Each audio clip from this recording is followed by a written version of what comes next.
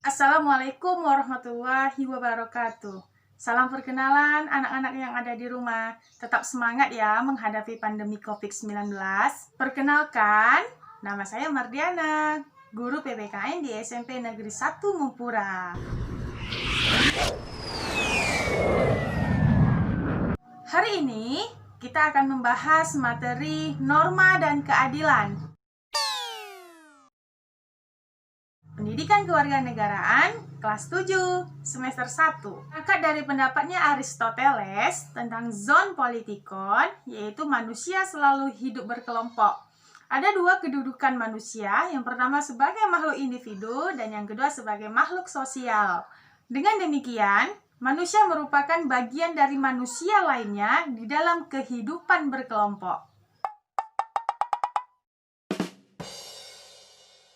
Ketika manusia hidup di dalam satu kelompok, di mana manusia tersebut lebih dari 2 orang, maka yang terjadi di situ adalah timbulnya berbagai perbedaan, baik perbedaan kepentingan, perbedaan pendapat, ataupun perbedaan adat istiadat. Nah, agar tidak terjadi benturan kepentingan di dalam kelompok, maka diperlukan suatu tatanan hidup berupa aturan-aturan untuk mengatur tingkah laku manusia. Sehingga aturan-aturan inilah nanti yang akan disebut sebagai norma. Aturan yang bagaimana? Tentunya aturan yang dipakai sebagai pandangan hidup untuk mengendalikan tingkah laku manusia. Sekarang, macam-macam norma.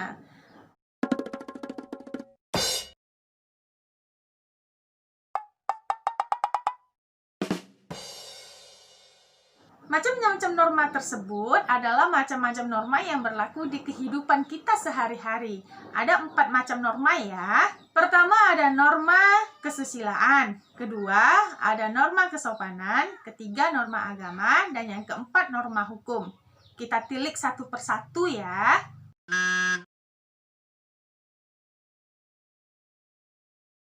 Sekarang sudah ada norma kesusilaan. Norma kesusilaan bersumber dari hati nurani diri sendiri dalam setiap manusia. Lalu, bagaimana dengan contoh perbuatan norma kesusilaan? Contoh norma kesusilaan di sini sudah ada. Nanti anak-anak di rumah boleh mencari contoh yang lainnya ya.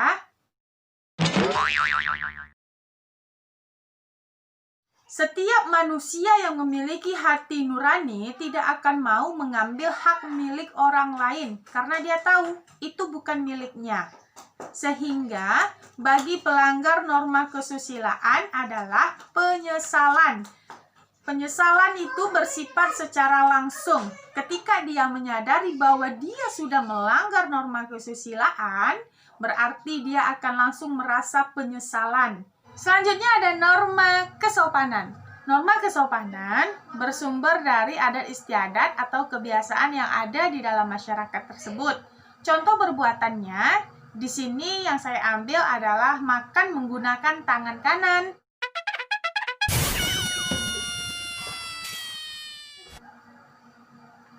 Kita ketahui, hampir di setiap daerah, kebiasaan yang baik itu adalah makan menggunakan tangan kanan, terkecuali bagi mereka yang memang tidak bisa menggunakan tangan kanan atau yang memang sudah terbiasa untuk menggunakan tangan kiri. Nah, ketika kita berada di suatu daerah yang mempunyai kebiasaan untuk memakan pakai tangan kanan, kemudian kita tidak memakai pakai tangan kanan, maka kita sudah dianggap melanggar norma kesopanan. Dan kita akan dikatakan tidak sopan. Karena apa? Karena kita tidak makan menggunakan tangan kanan. Nah, bagi mereka yang melanggar kebiasaan yang sudah ditetapkan di daerah tersebut, maka mereka nanti akan diasingkan, akan dikucilkan, dan masih banyak hal-hal lain yang mungkin akan terjadi bagi pelanggar norma kesopanan. Selanjutnya, ada norma agama. Norma agama berasal dari wahyu Tuhan. Contohnya, beribadahlah sesuai dengan agama kita masing-masing. Nah, ketika kita melanggar norma agama ini, maka bagi pelanggarnya akan berdosa. Berdosa akan menerima sanksinya nanti kelak di akhirat ketika pelanggar norma ini sudah meninggal dunia. Sifat dari sanksi norma keagamaan ini adalah tidak langsung. Rumah dibangun pakai bata, bata dibeli dekat mempura. Walau kita jauh berada, Spensapura tetap indah dipandang mata. Selanjutnya ada norma hukum. Norma hukum bersumber dari lembaga resmi negara. Kalau di Indonesia, itu ada lembaga DPR atau Dewan Perwakilan Rakyat.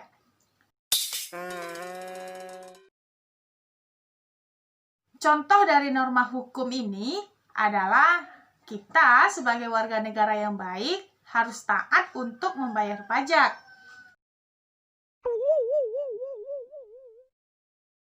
Bagaimana dengan sanksinya? Sanksi bagi pelanggar norma hukum akan dikenakan hukuman pidana ataupun dalam bentuk denda. Kalau tadi contohnya yang disebutkan taat membayar pajak, kemudian warga negara tidak taat untuk membayar pajak, maka warga negara yang tidak taat tadi akan dikenakan sanksi berbentuk denda.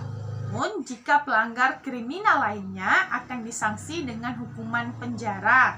Sifatnya adalah dirasakan secara langsung. Sampai di sini, ada timbul sebuah pertanyaan. Hey! Sanksi manakah yang dirasakan paling berat? Jawabannya, norma agama. Norma agama. Sanksi norma agama adalah sanksi yang dirasakan paling berat bagi setiap pelanggarnya. Mengapa?